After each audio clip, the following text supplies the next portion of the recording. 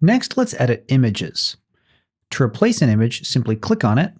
Then in the floating toolbar, click Replace. You can click Upload to add new media from your computer, or click Media Library to add content that's already on your site somewhere else or uploaded to WordPress. If you don't already have images to upload to your site, I recommend checking out some free stock photo websites like Pexels or Unsplash. I've left links to both of these in the description below, so you can check them out. On Pexels, you can simply search for images related to your subject, find one you like, and then download it to your computer. Then back in the website editor, click Upload, and add your image. And voila, the image has been swapped out. Just like text and buttons, you can also access more style settings in the right sidebar.